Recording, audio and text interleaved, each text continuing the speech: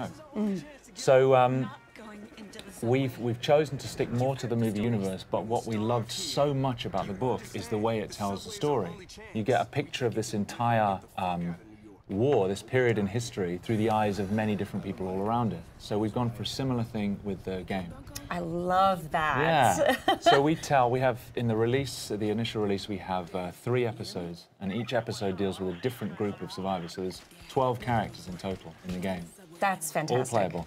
And we've got an episode in Moscow, Russia. We've got an episode in Jerusalem, Israel, and an episode in New York City. Oh, that makes me so excited. I have to explain. I'm so excited because these are very, very pivotal moments in the book that take place in the places you've mentioned. Yeah. So I'm really looking forward to seeing what you've set in those locations. Cool, good.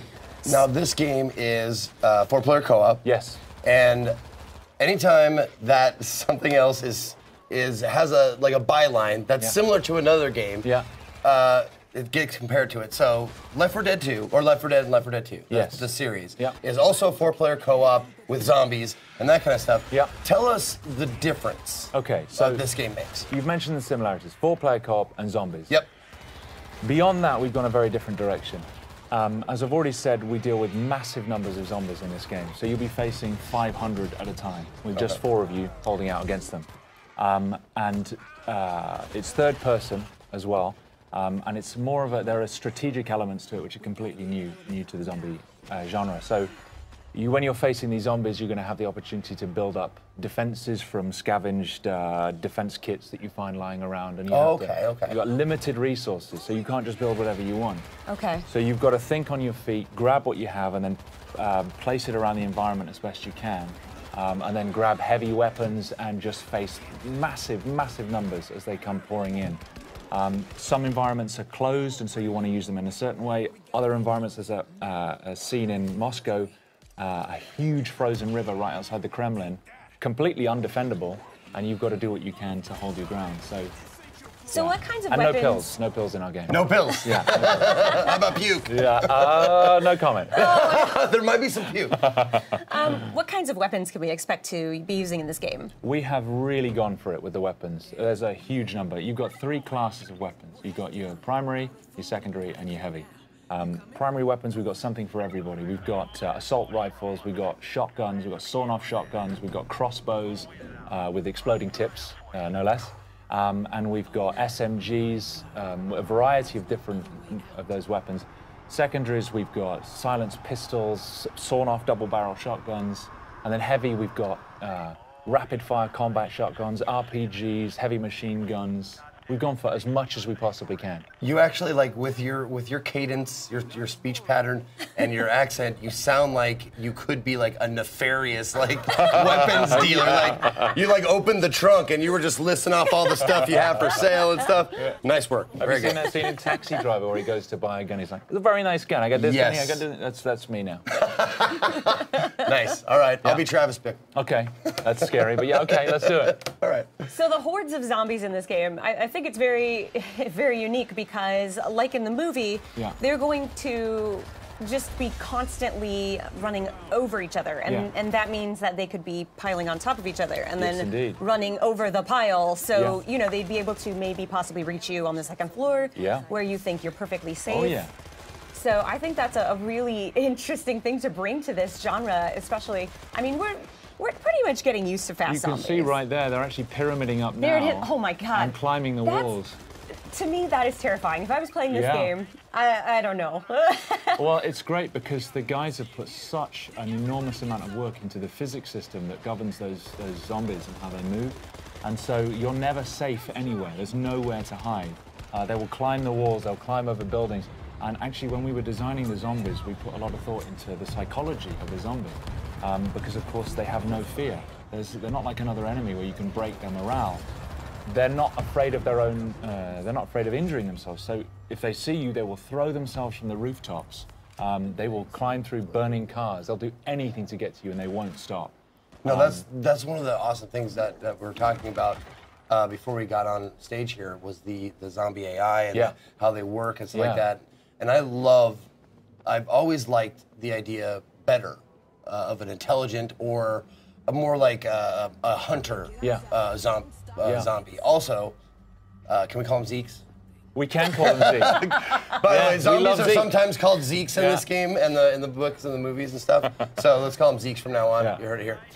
Anyway, no, I love that the idea of hunting. Like they're trying to eat you for food or trying to procreate, which are like the two basis instincts of any living thing. There's no zombie procreation in our game, I'm afraid to say. Oh, really? Yeah, I'm afraid there's. Oh, that's what I meant. I didn't mean like making love. Okay. I meant like biting and turning. Transmission. Okay. That's what I meant. Okay, right. I see. Okay. Get your mind out of the gutter, man. Come on. Like, what can I do? Yeah. Oh my goodness. No, do they? Because it looks like they flow like a ant hive. Yes. Or ant hive. Ant colony. Yeah, there you go. an ant colony, yeah. An ant hive, whatever. Yeah, sure. Let's make some metaphors. Sure. But yeah, it looks like they like work like that. Like they swarm. They're not just 500 kind of independent individuals. They respond as a swarm, and so they will move and flow, not just with. I mean, when they see you, they'll move towards you the best way they can. But if there's a wall in the way, they'll pyramid up and try and get over the top of each other and over the edge. But also, a lot of them, if you shoot them and they collapse in front of you, the ones behind will just trample over the top of them. Just to get to you. Exactly, just to get to you. And I can tell you, when you're standing there and the only thing you've got is you've run out of primary ammo and you've just got your silenced pistol and you've got 300 zombies coming towards you, it's pretty damn scary. Yeah.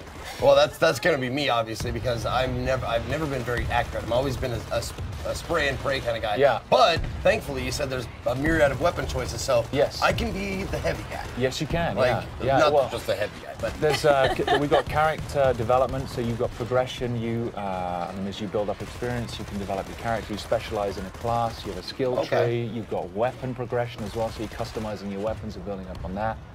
So there's just so much room for growth in the game. Can you tell us more about the characters? Are these player created or are these specific characters that you've written? Yeah, so we've written these characters. We've put a lot of thought into their backstories.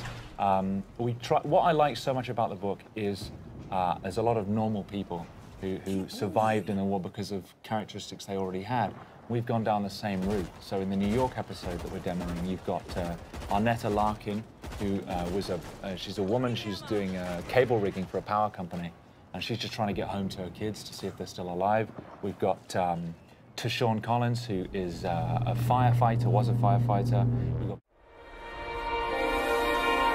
This will be the plague with which the Lord shall strike all men.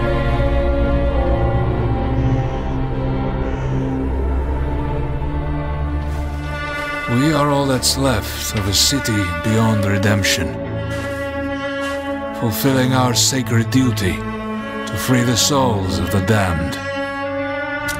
Good to go up here! Mindset. That should hold. Father, forgive us. We shed this blood in the name of mercy.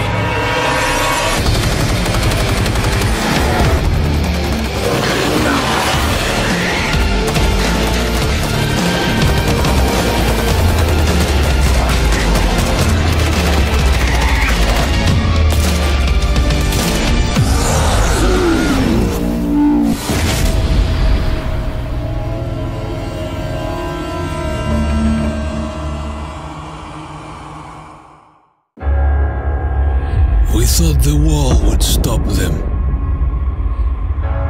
We hoped the cold would freeze them. We thought the army would crush them. But nothing worked. We're all alone.